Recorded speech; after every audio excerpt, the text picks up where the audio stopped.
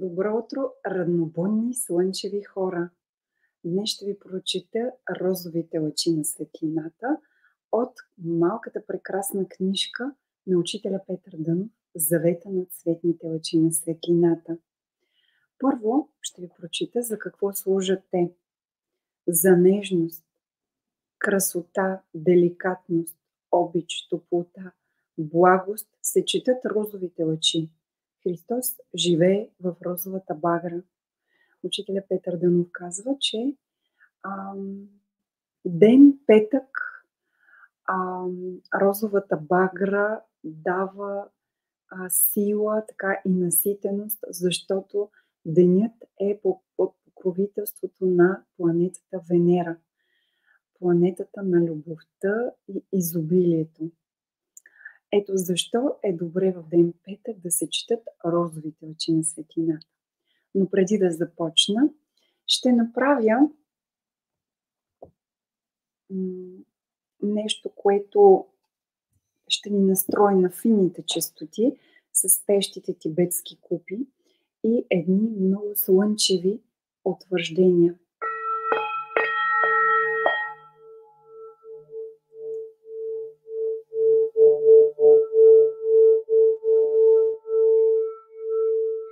Благодарна съм, че моята душа е съвършена Божия искра. Благодарна съм, че моето тяло е съвършен божествен храм на любовта и радостта за моята душа. Благодарна съм, че моята душа и моето тяло работят съвършено със Святия Дух, тук и сега, в единение.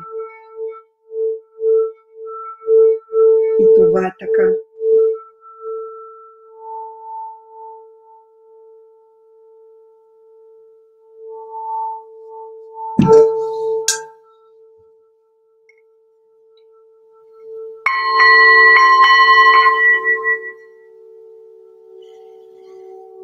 Сега всички врати се разтварят за щастливи изненади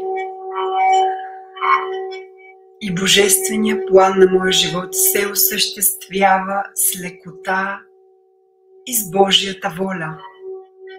И това е така. Благодаря.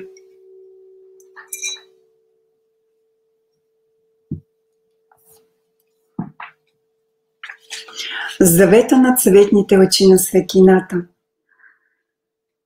Плодът на духът е любов, радост, мир, дълготърпение, благост, милосърдие, вяра, кротост, въздържание.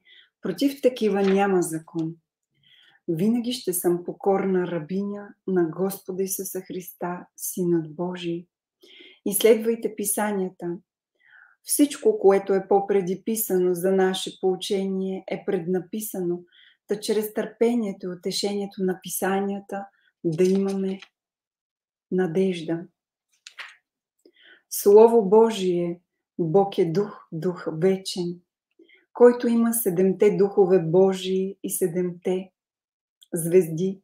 Духът на любовта, духът на живота, духът на светостта, духът на мъдростта, духът на душата, духът на истината, духът на силата, духът на благодатта, духът Христов, Светия Дух, които са 7-те духове Божии, разпратени по цялата земя. Бъдете съвършени и вие, както е съвършен Отец ваш, за да бъде Божий човек съвършен. Не знаете ли, че сте храм Божий и Дух Божий живее във вас? Чрез един дух се кръстихме да сме в едно тяло. Има различни дарби, но духът е един и същ. Всичко това го произвежда един и същия дух, който на всеки човек особено разпределя, както му е угодно. Имайте ревност за по-добрите дарби, за милосърдието на милостта на Бога наш, с която ни посети зора на висотата, и светлината на слънцето ще бъде 7-кратно по-светла, отколкото светлината на 7 дни. Потърсете този, който прави Плеядите и Орион. Господ е името му, Отец на светлините. Стани свети, защото светлината ти дойде. В това се получавай, в това се занимавай, за да бъде явно на всички твоето преуспяване. Отвори очите ми и ще гледам чудесата на твоя закон. И върна се ангел, отговори с мене и ме събуди, както човек, който се събужда от съня си, и рече ми: какво виждаш ти? И рекох: погледнах и ето светилник цял от злато и чаша върху него. И духът да се върне при Бога, който го е дал, и 7-те му светила върху него. И имаше около престола и дъга, и престолът на Бога. Имаше и 7 огнени светила, които горяха пред престола, които са 7-те духове Божии, разпръснати по цялата земя. И рече Бог: поставям дъгата си в облака, и тя ще бъде знак на завета между мене и земята. Духът на живота. Аз съм животът. Аз дойдох, за да имат живот и да го имат преизобилно, а това е живот вечен, да познаят Тебе, единният истинен Бог, който съхранява в живот душата ни. Дух Божи ме е направил и диханието на Всесилния ме е оживотворило. С кожа и плът си ме облякал, с кости и жили си ме оплел, живот и мил си ми дарил. Бъдете силни. Всичко мога чрез Христос, който ме укрепява. И с търпение да тичаме към предстоящото ни поприще, според богатството на славата си, чрез Неговия дух да се утвърдите здраво във вътрешния човек. Които чакат Господа, ще подновят силата си, ще възлязат с крила като орли, ще тичат и не ще се отрудят, ще ходят и не ще се уморят, защото Господ Йехова е вечна крепост.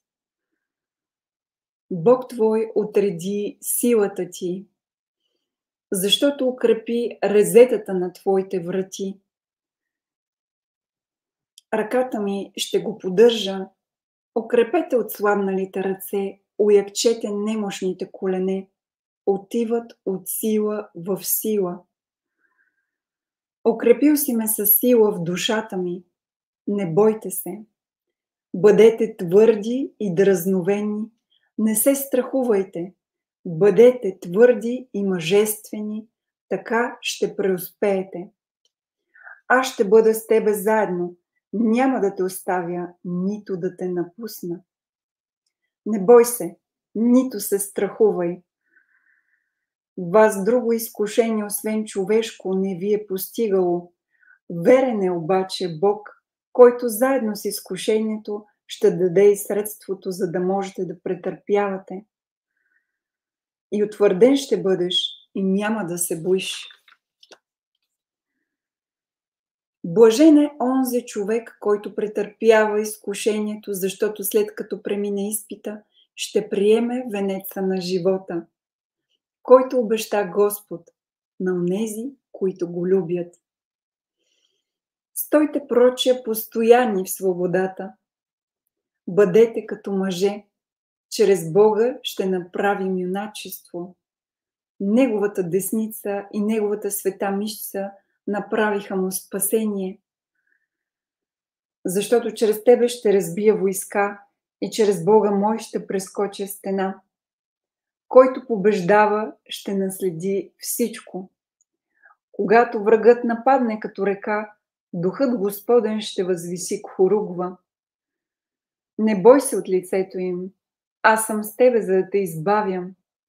А Господният раб не трябва да се кара. Няма вече да се чуе насилие в земята ти, но благодарение Богу, който ни даде победата. Къде ти е, аде, победата? Погълната бе смъртта с победа. Отец на светлините, Христос е сияние на Неговата слава и образ на Неговото същество и държи всичко с силата на своето Слово, който прави ангелите си духове и слугите си пламък огнен, духове изпращани да слугуват на тези, които ще наследят спасение. Всеки му се дава проявлението на духа за полза.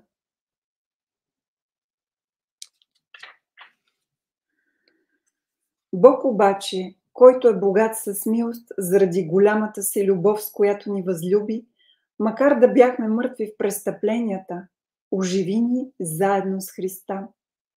А Утешителят, Дух Свети, когато Отец ще ви изпрати в Мое име, Той ще ви научи всичко. Да имате любов помежду си, както аз ви възлюбих.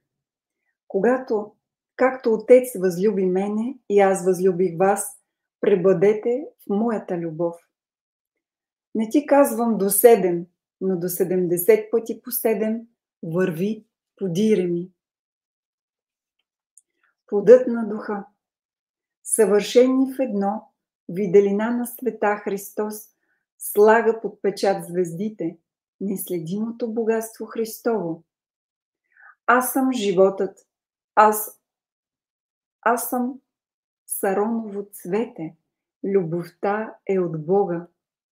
7-те духове, 7-те лъчи, 7-те съзвучия. В пълнота на Божието единство, очистени 7 пъти, възлюбени, сега сме Божии чада, участници в Божественото естество. Заповедта на Учителя. Обичай съвършения път на истината и живота. Постави доброто за основа на дома си, правдата за мерило, любовта за украшение, мъдростта за ограда и истината за светило. Само тогава ще ме познаеш и аз ще ти се изявя.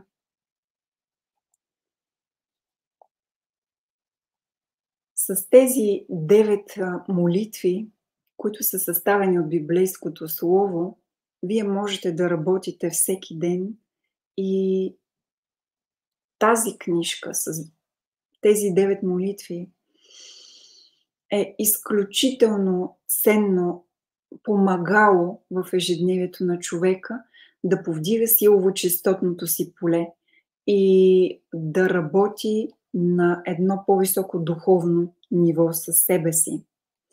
Горещо ви препоръчвам. Желая ви един светъл и благодатен ден и до нови срещи!